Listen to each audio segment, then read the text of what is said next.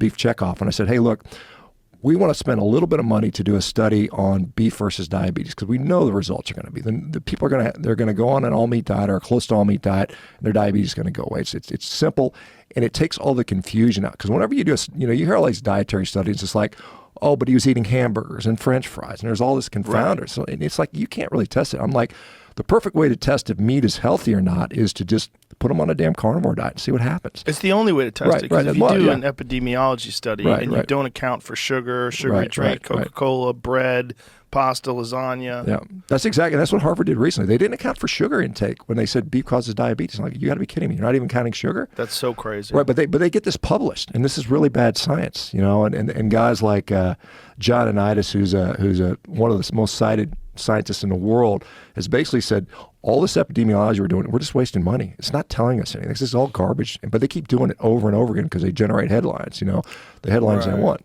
But anyway, back to this beef checkoff thing. So I said, hey, look, every year you award money, hundreds of thousands, tens of millions of dollars to promote beef. I said, let's get a little bit of money to do a research study on diabetes. And they literally said, no, we're not interested in doing that. And I'm like, you got to be kidding me. The beef industry is taking a beating right now. You listen to it, it's like, everybody wants to get rid of beef. The cow farts are boiling the oceans, and it's going to kill you. It's going to give you cancer, which all of it's is largely nonsense. And this is, in my view, this type of study would clearly demonstrate that not only does beef not cause diabetes. In fact, I talked to the CEO of the NCBA 2 years ago. I sat down, I presented in front of the California Cattlemen's Association, and literally the president of the association stood up and said, I went on a carnivore diet and cured my diabetes.